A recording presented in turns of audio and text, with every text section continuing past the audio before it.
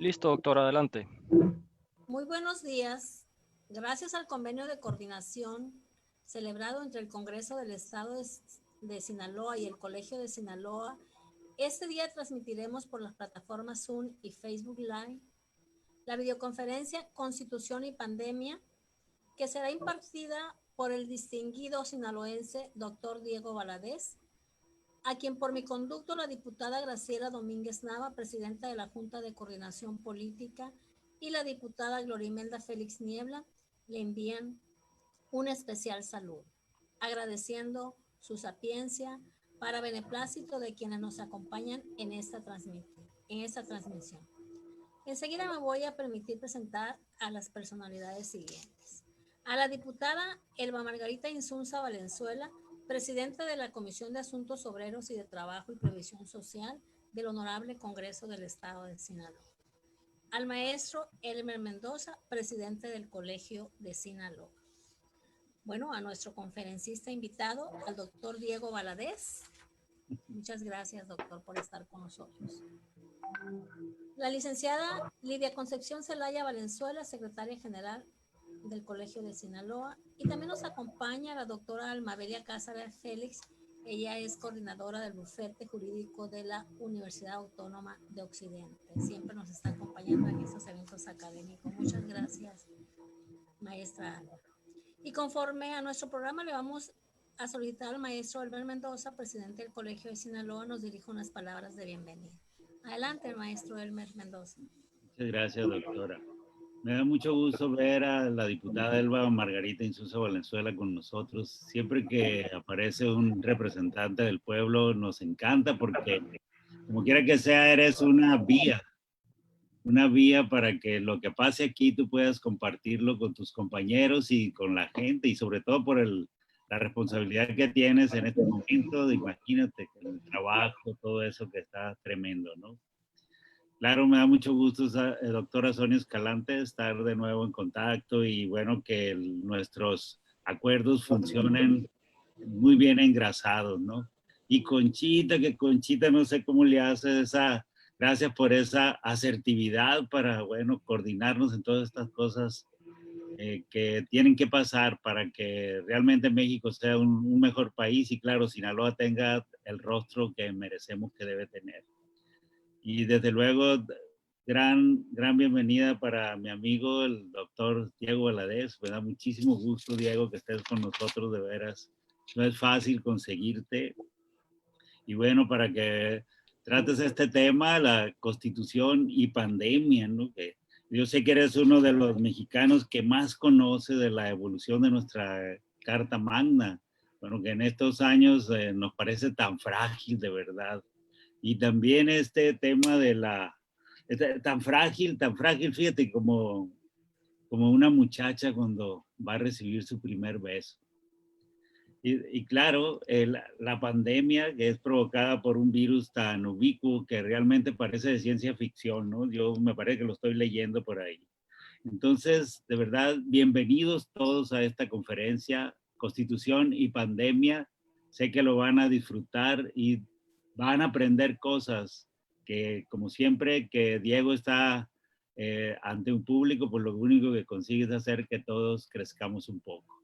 Bienvenidos todos y adelante.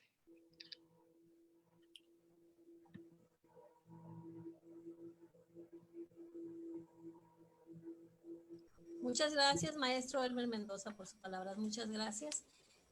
Antes de darle el uso de la voz a nuestro invitado, permítanme leer una pequeña reseña curricular. El doctor Diego Valadez es doctor en Derecho por la Universidad Complutense de Madrid. Es miembro del Colegio Nacional, del Colegio de Sinaloa, de la Academia Mexicana de la Lengua y de la Academia Mexicana de Ciencias, de la Academia Nacional de Ciencias Morales y Políticas de Argentina, de la Academia Nacional de Derecho y Ciencias Sociales de Córdoba, presidente del Instituto Iberoamericano de Derecho Constitucional, miembro correspondiente de la Real Academia de la Lengua y miembro honorario de la Real Academia de Legislación y Jurisprudencia. En la UNAM fue abogado general, coordinador de humanidades y director del Instituto de Investigaciones Jurídicas. Fue Procurador General de Justicia del Distrito Federal, Procurador General de la República, Ministro de la Suprema Corte de Justicia de la Nación y embajador en Guatemala. Es investigador emérito del Instituto de Investigaciones Jurídicas de la Universidad Nacional Autónoma de México y miembro emérito del Sistema Nacional de Investigadores, CONACYT. Ha recibido el Premio Nacional de Jurisprudencia y el Premio Nacional de Artes y Literatura en el campo de Historia, Ciencias Sociales y Filosofía. Dentro de sus publicaciones destaca La dictadura constitucional en América Latina, La Constitución reformada, Constitución y política, El control del poder, Constitución y democracia, Problemas constitucionales del Estado de Derecho, El gobierno de gabinete, la parlamentarización de los sistemas presidenciales, Problemas y perspectiva del sistema presidencial mexicano, Perfiles académicos, La Constitución y la realidad, Gobernabilidad y la norma y la normalidad, entre otros. Le cedemos el uso de la voz a nuestro invitado. Adelante, doctor Diego Valadez. Doctora Escalante, muchas gracias por esta generosa presentación. Saludo muy respetuosamente a la diputada Insunza y a través de ella a todos los integrantes del Congreso del Estado. Para mí es un privilegio estar con ustedes y gracias por esta oportunidad de dialogar con nuestros conciudadanos a través precisamente de la plataforma del Congreso del Estado. Muchas gracias, querido presidente, por tus generosas palabras. Gracias, licenciada Zelaya, por su presencia y además por haber hecho posible esta conferencia por la relación con el Congreso. Para mí es una grata oportunidad estar de nueva cuenta aquí. Y digo aquí porque las presencias virtuales también cuentan ahora. Para mí el trabajo cercano al Congreso de nuestro Estado es un verdadero privilegio. He tenido ya varias oportunidades para participar en coloquios, intercambios de opiniones con integrantes de la legislatura y en el recinto parlamentario también me ha tocado la posibilidad de poder dirigir la palabra al público siempre interesado en los temas jurídicos, políticos y sociales que asiste a las conferencias en el Congreso.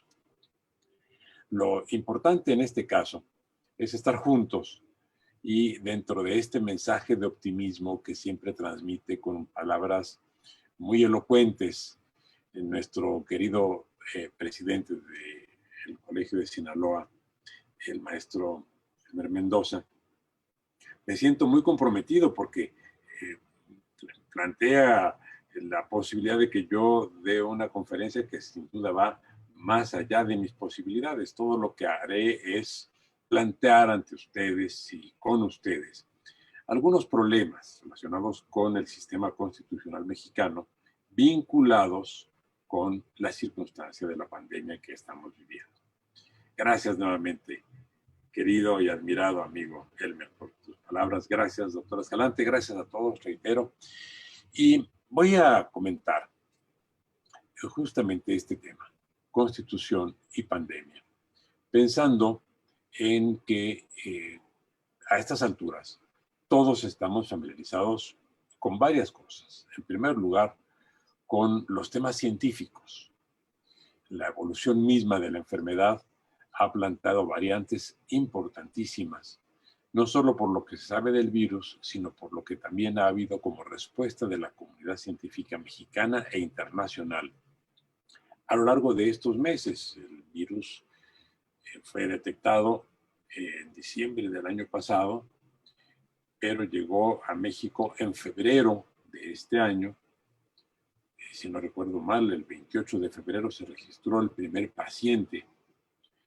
Y del momento en el que entró la noticia, que se tuvo la noticia, que se supo que la Organización Mundial de la Salud había establecido ya la calificación de pandemia para lo que primero se presentaba como una epidemia, al momento en el que estamos ahora, El aprendizaje social ha sido muy enriquecedor, pero hay un fenómeno, además de ese aprendizaje social sobre temas científicos, que es el de la cohesión universal.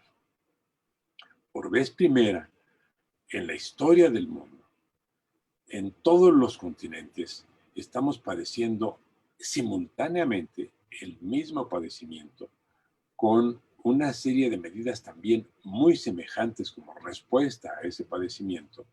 Y todos estamos conscientes no solo de lo que nos atañe a cada uno de nosotros en lo individual o en lo familiar o en lo colectivo de nuestros ámbitos de trabajo y de relaciones sociales, sino de lo que está pasando en todo el país, en todo el continente y en todo el orbe. Esto no tiene precedentes desde el punto de vista de un padecimiento o de cualquier tipo de fenómeno. Pero hay algo que acompaña a este problema sanitario y científico, que es el orden público.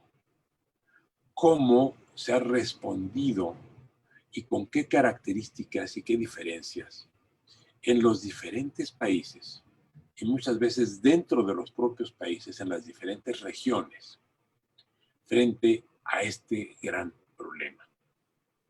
Es evidente que una respuesta inmediata es la que se traduce en organización social. Los procesos organizativos son la primera forma de atender un conflicto. Pero en el caso de esta pandemia, por la magnitud que ha tenido, ha sido necesaria una intervención decidida y decisiva de cada estado para ofrecer a la comunidad elementos de seguridad en cuanto a la protección de su salud y la preservación de su vida.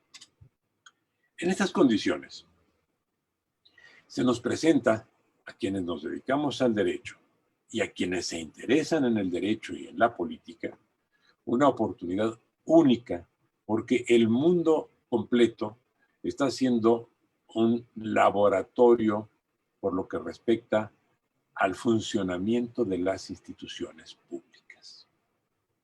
No solamente es un laboratorio científico, también se ha convertido en un gran laboratorio social.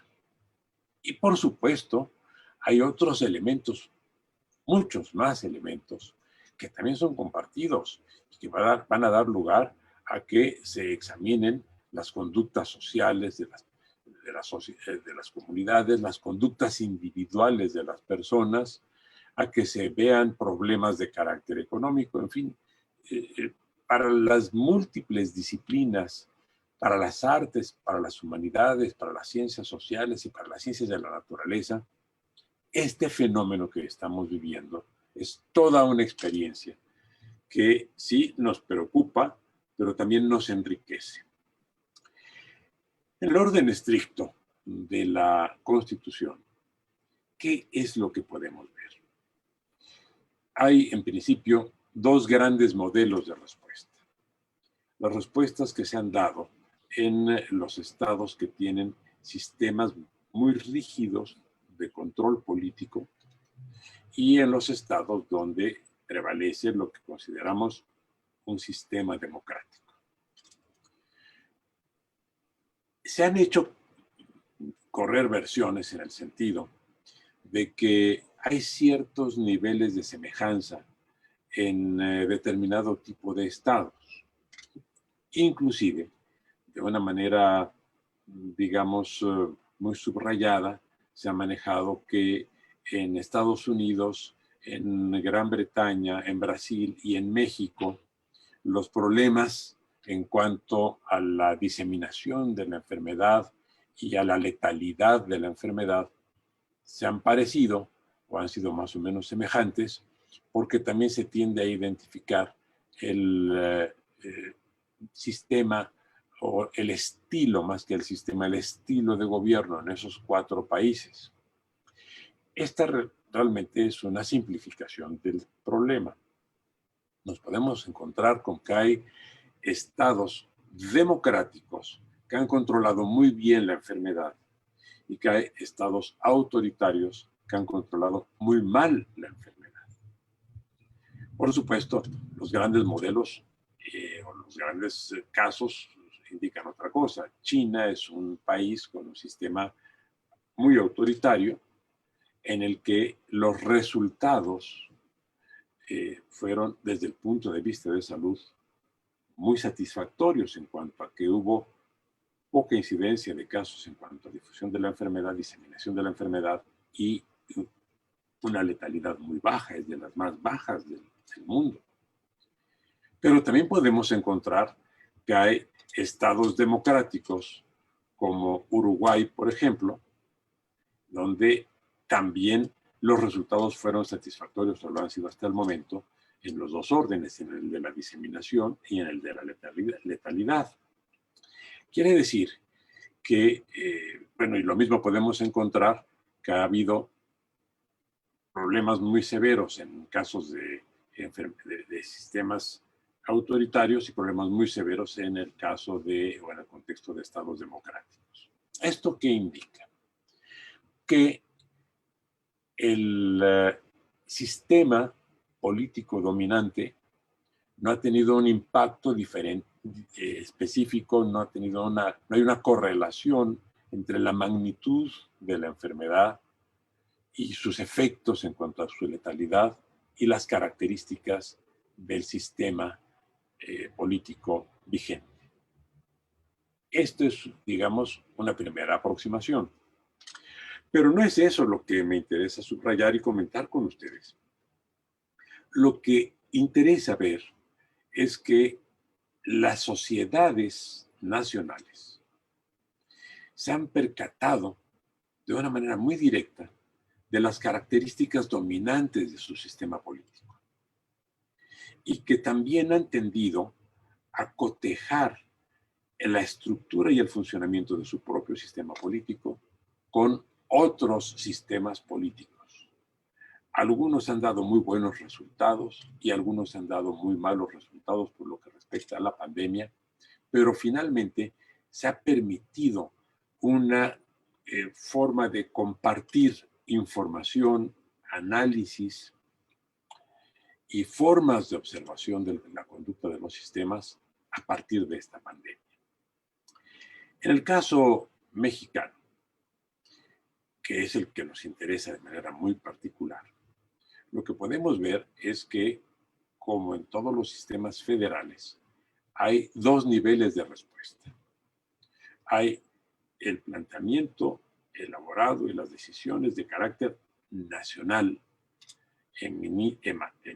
emitidas por las autoridades federales y las disposiciones de carácter local que corresponden a los gobiernos de cada entidad. En la estructura del sistema federal mexicano se puede advertir que solamente hemos tenido esos dos niveles de respuesta, porque nuestro sistema federal es un sistema todavía muy arcaico. Es un sistema que mantiene a cada entidad federativa, no diría enclaustrada porque es un término muy fuerte, pero sí aislada con relación a lo que ocurre en las demás entidades federativas. El nuevo federalismo, que todavía no se ha incorporado a nuestro sistema constitucional, propicia respuestas regionales, lo cual tiene muchísimas ventajas, porque permite compartir los problemas, pero también las soluciones, y multiplicar la efectividad de los recursos disponibles. En el caso de Estados Unidos, por ejemplo, fue muy claro que además de las medidas adoptadas para todo el país por el gobierno federal y de las aplicadas en cada estado por las autoridades locales, hubo la capacidad de concertación de medidas de naturaleza regional entre varios estados, sobre todo para la utilización de los recursos disponibles para la atención de los pacientes y también para la circulación de las personas, de manera que facilitara las capacidades de reacción y de adopción de políticas homogéneas que permitieran obtener mejores resultados. El hecho de que Estados Unidos haya y esté presentando uno de los casos más agudos en cuanto al fracaso de las políticas generales, no quiere decir que no se hayan tenido también algunos éxitos que contrarrestaron los defectos de las políticas adoptadas por el gobierno federal estadounidense y que han dado lugar a que en la actualidad en varias regiones, no solo en estados, sino en regiones de Estados Unidos, ya las condiciones de alivio sean ostensibles. En el caso mexicano, repito, tenemos no estas tres opciones de las medidas nacionales, regionales y estatales, sino nada más las de las medidas nacionales y las medidas estatales. Esto nos permite también hacer un diagnóstico acerca del lugar y de la posición y del nivel de desarrollo que tiene nuestro sistema federal y ver que hacia el futuro, una vez remontada esta crisis, el estudio del federalismo y el rediseño del federalismo será una de las tareas que nos tengamos que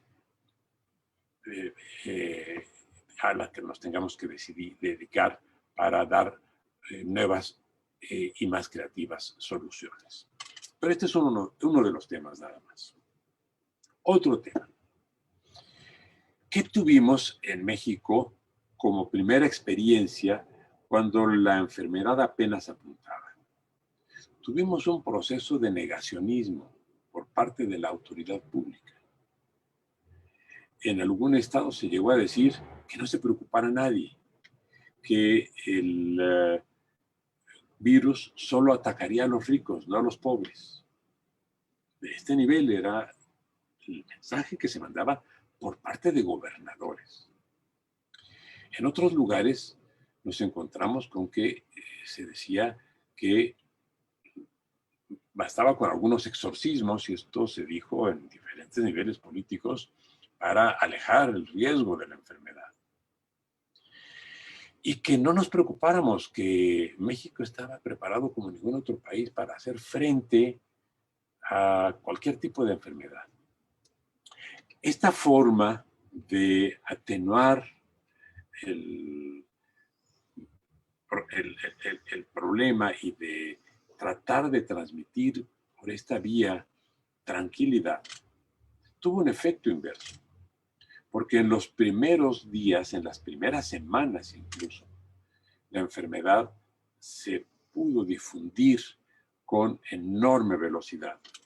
Por ejemplo, en Ciudad de México, donde ya se sabía que había llegado la enfermedad el día 28 de febrero, se permitió un concierto para jóvenes al que asistieron más de 50,000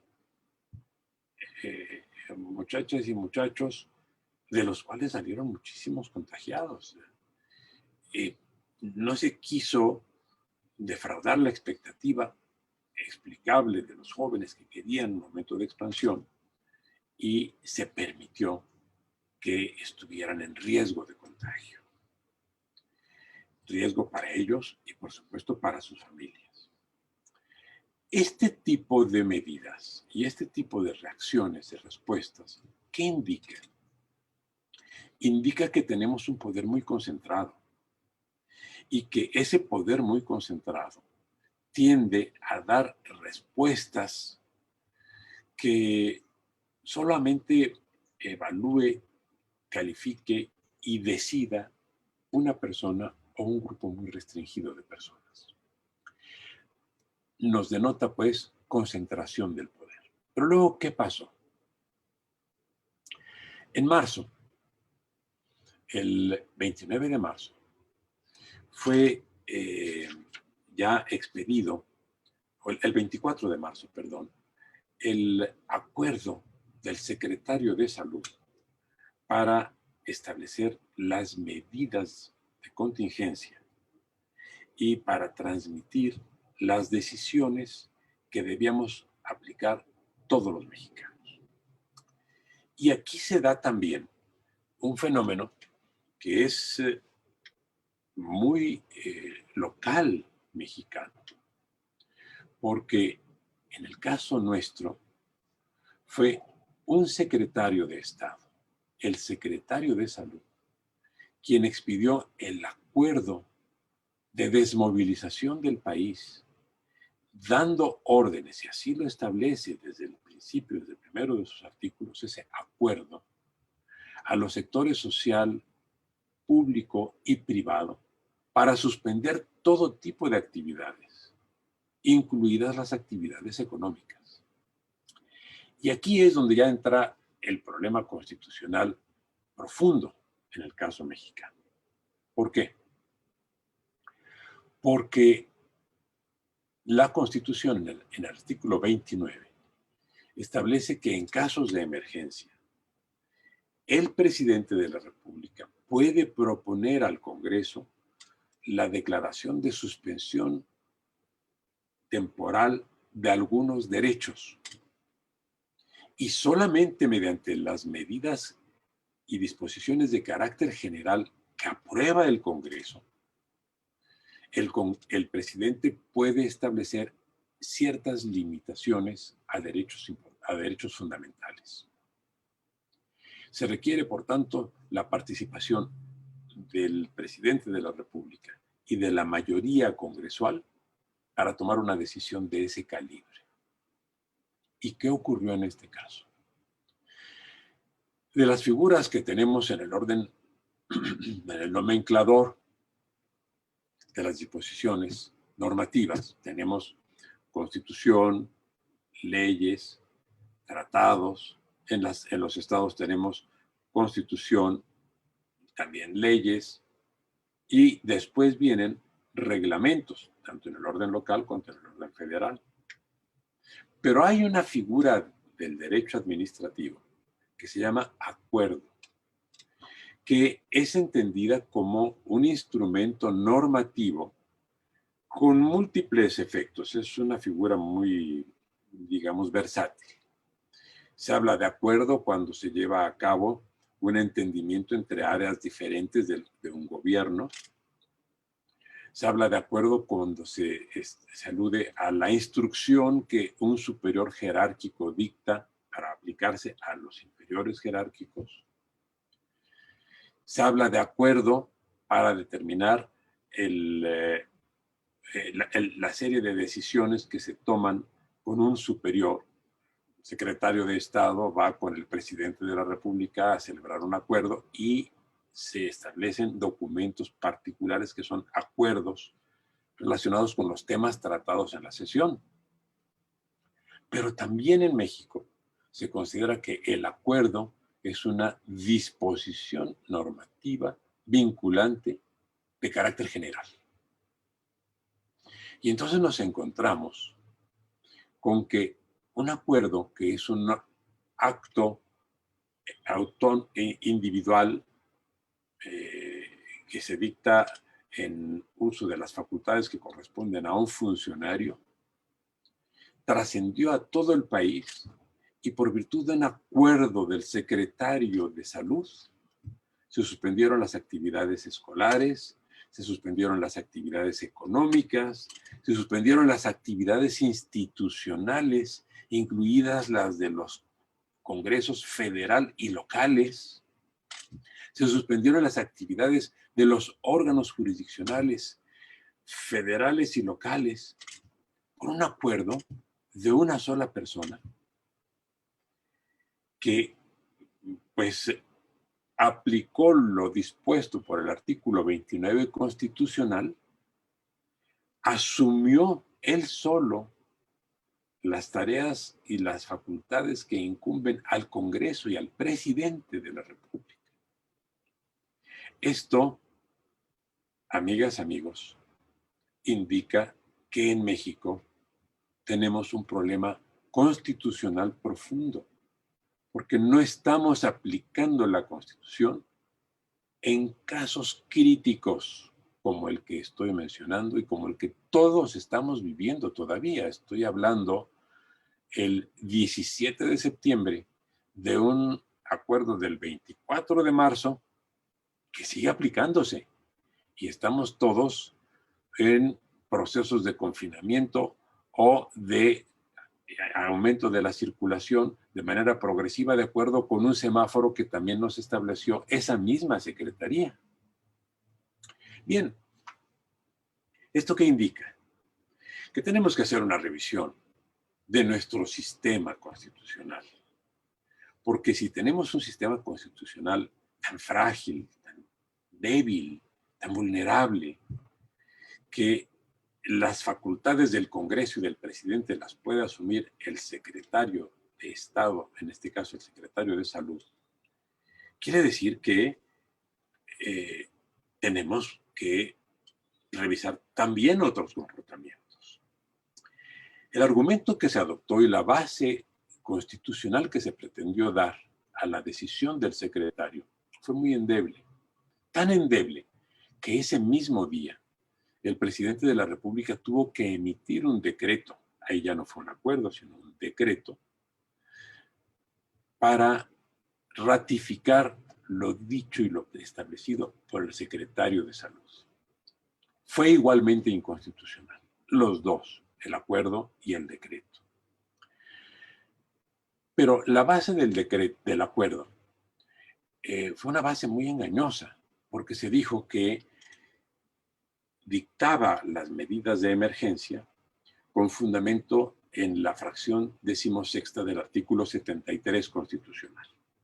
Ustedes pueden consultar el artículo 73 constitucional, fracción 16ª, que dice que en el caso de la amenaza de una epidemia, efectivamente, el secretario puede dictar de inmediato las medidas indispensables para hacerle frente a esa epidemia. Pero ¿cuáles son esas medidas indispensables inmediatas? Bueno, puede muy bien, y eso sí lo permite la Constitución, decir que se regulará el ingreso de personas al país por los puertos o aeropuertos o por las fronteras terrestres. Puede decir también que se adoptarán una serie de medidas de carácter sanitario que puedan ayudar a contender en términos inmediatos, en términos rápidos, con la epidemia que comienza a presentarse. También dice en la fracción 16ª del mismo artículo del 73 que todas las órdenes del secretario de Salud en ese contexto serán obedecidas por las autoridades administrativas de todo el país. ¿Qué quiere decir esto?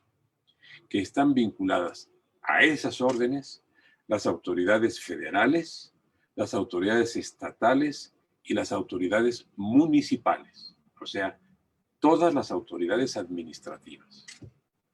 Pero en ningún momento dice el artículo 73 que las órdenes del secretario resulten también vinculantes para los sectores a los que alude el propio acuerdo del secretario, los sectores social y privado. En ningún momento la Constitución dice que los particulares tengamos que acatar las decisiones unilaterales del secretario sin ninguna forma de elusión. No las podemos eludir. No lo dice eso la Constitución. Claro, ¿qué pasó? Pues pasó que todos obedecimos. Pasó que todos nos confinamos en nuestras casas. Pasó que todas las empresas cerraron sus puertas y que los trabajadores dejaron de poder asistir a sus labores cotidianas. También se dijo cuáles eran los giros comerciales e industriales que podían seguir funcionando, fundamentalmente los vinculados con alimentación y provisión de productos farmacéuticos y algunos servicios de emergencia. Bueno, esto vino aparejado a otra serie de medidas. Las otras medidas fueron las de carácter económico. Y ahí se dijo cuáles serían las medidas de carácter económico. Eso ya no lo dijo el secretario, eso lo dijo el presidente de la República.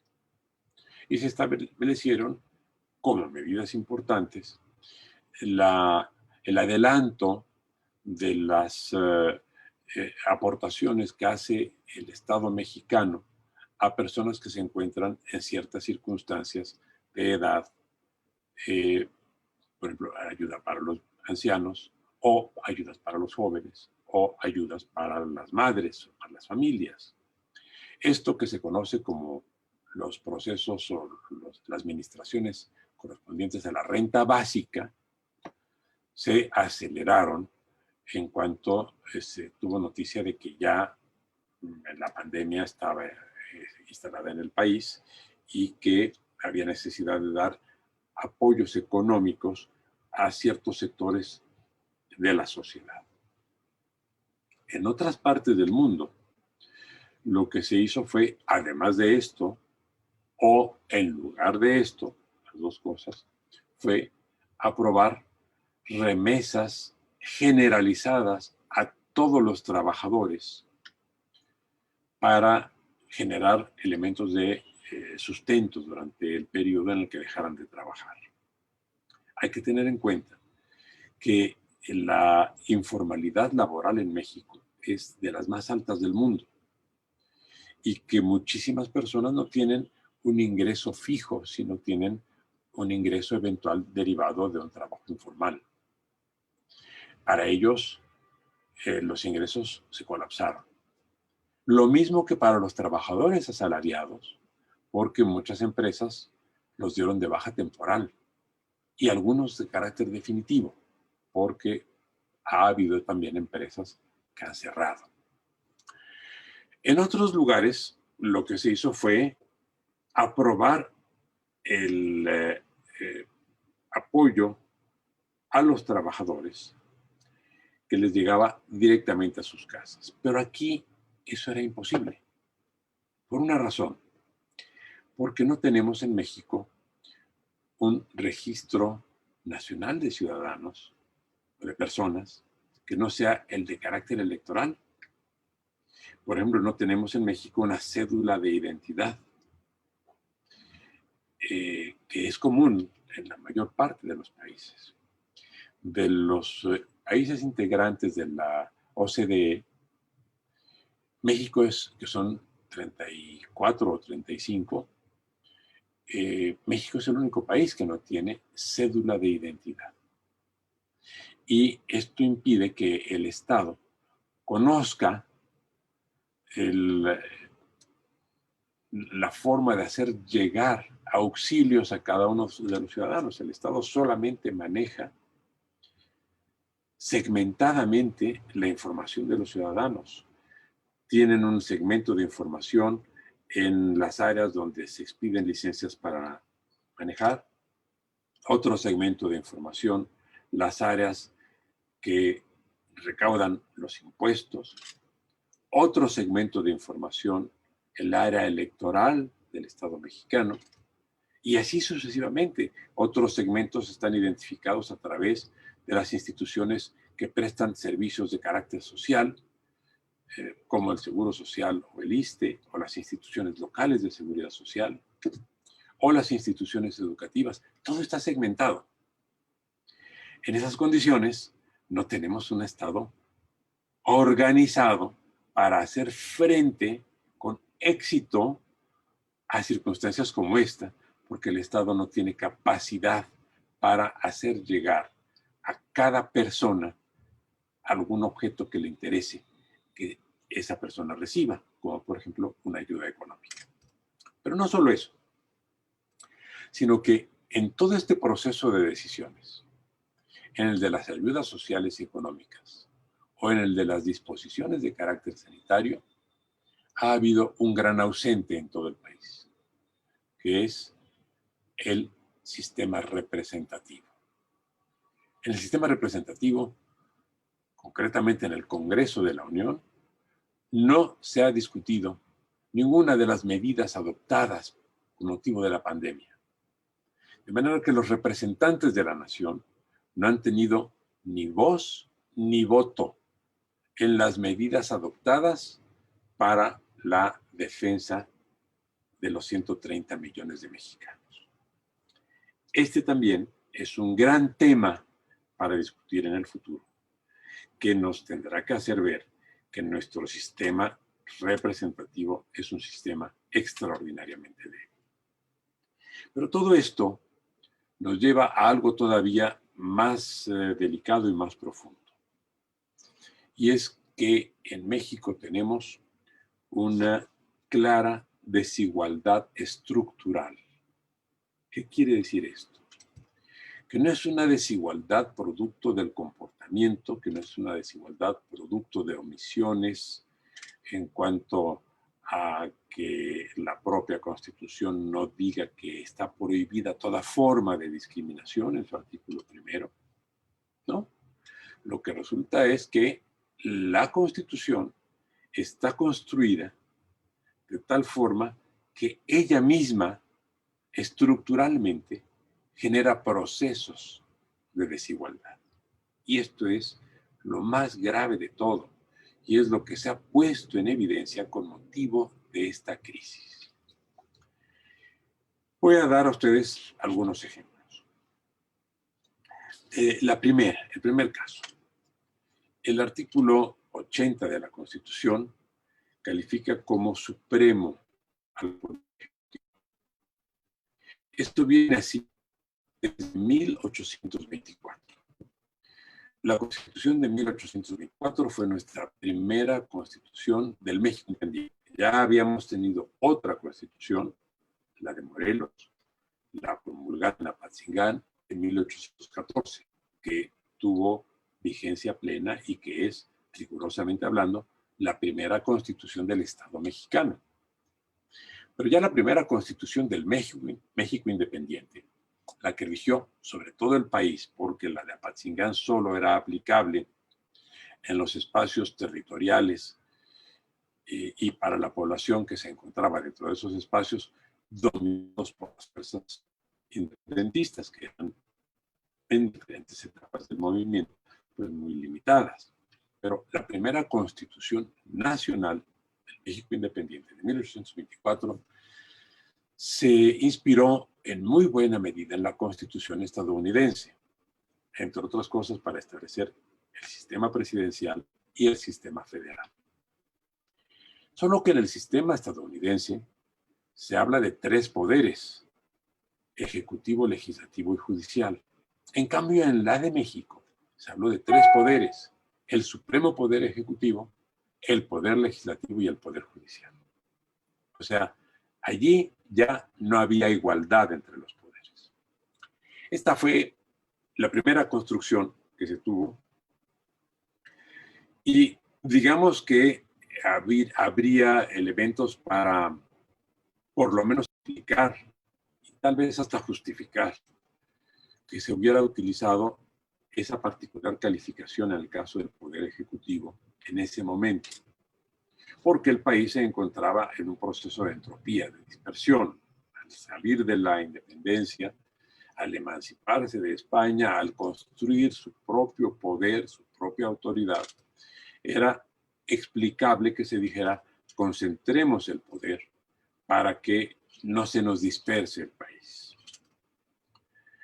Tratando de hacer esa explicación y de dar ese entendimiento a 1824, lo que no podemos entender es que en 2020, 196 años después, sigamos teniendo la misma discriminación en la estructura del poder. Y que hoy sigamos hablando del supremo poder ejecutivo versus el poder judicial y el poder legislativo. No son, por tanto, iguales. No hay similitud en en las estructuras del poder. Esto tiene reflejos en otras áreas. Veamos el poder económico. El poder económico, me refiero al poder económico de la sociedad, ha sido uno de los grandes elementos para la construcción de los sistemas constitucionales. La primera gran expresión que se tuvo en este sentido se dio en la Edad Media.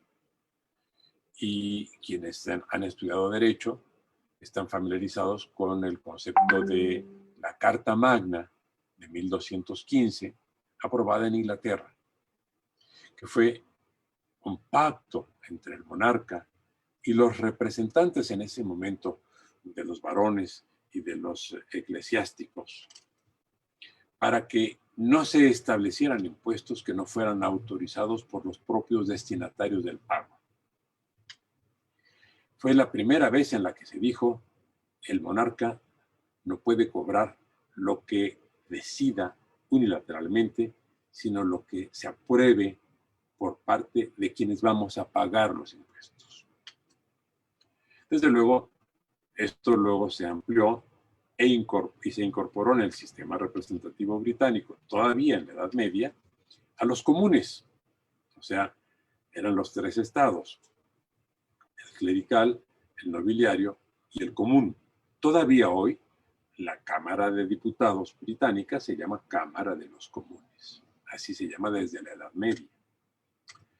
Pero pasaron los siglos y se advirtió otro problema.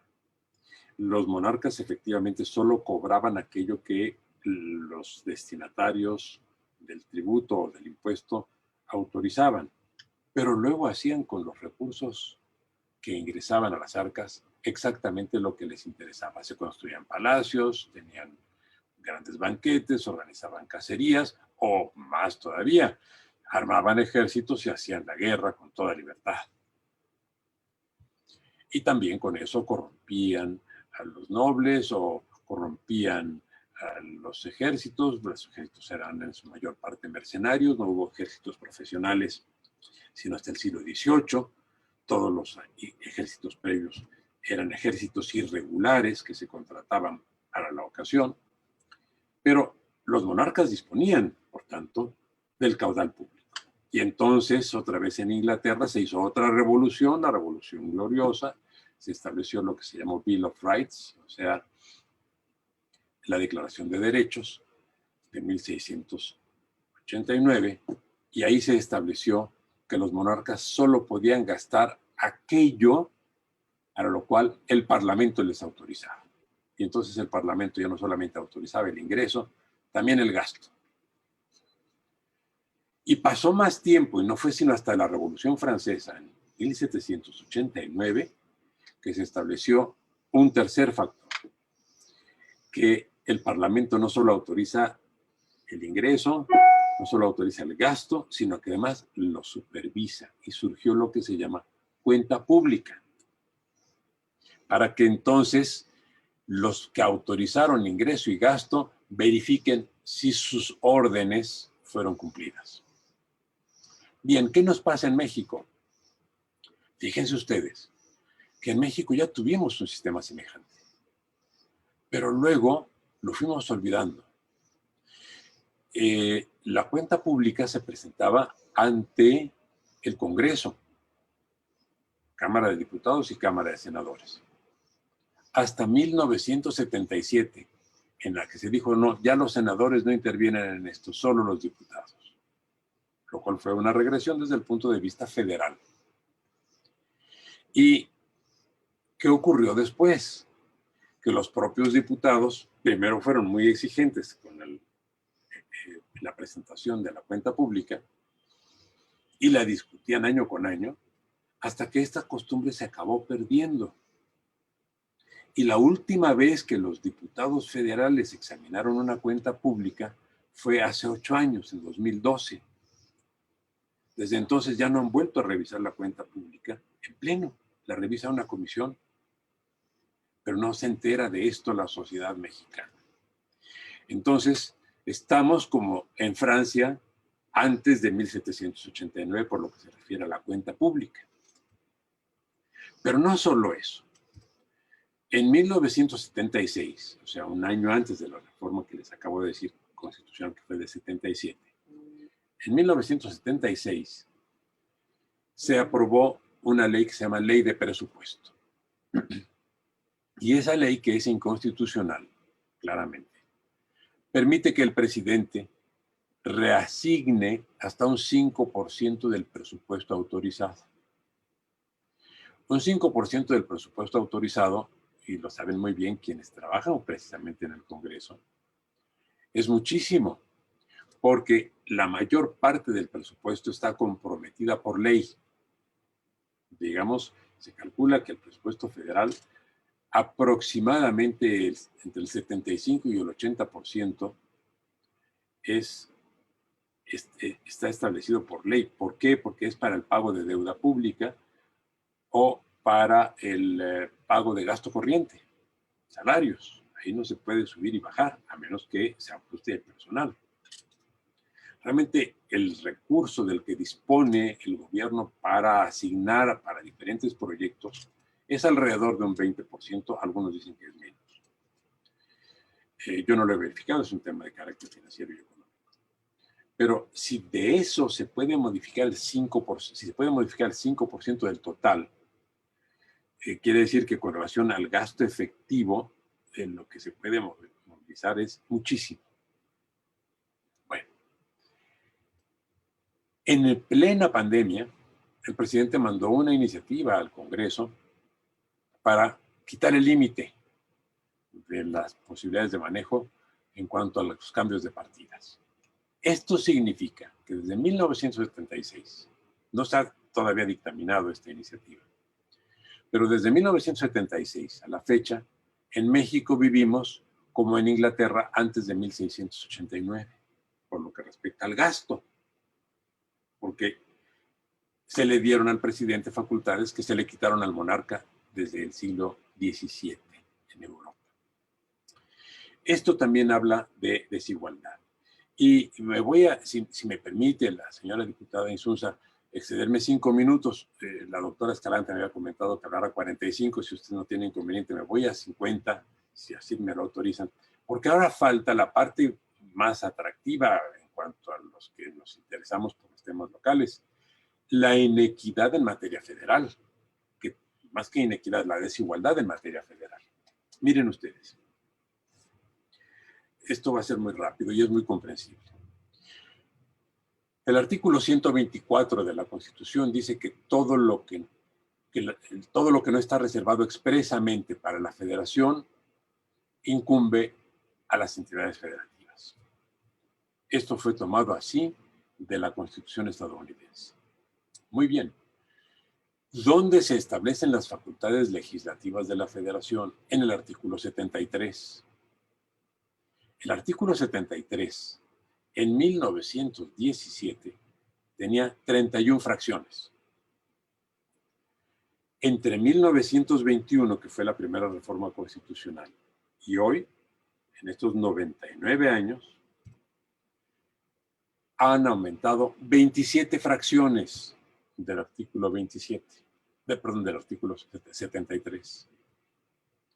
Cada una de ellas es una atribución más para la federación y una atribución menos para las entidades federativas. Así es como hemos construido nuestro federalismo.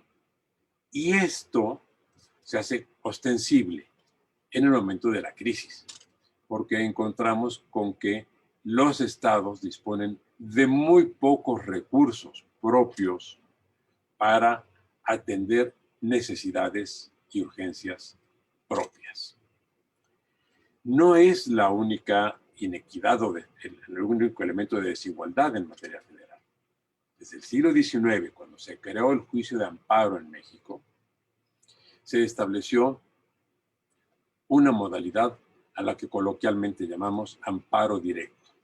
Esto es, la posibilidad de que haya una instancia adicional que es la instancia federal, de la jurisdicción federal, con relación a las resoluciones que toman los órganos jurisdiccionales locales.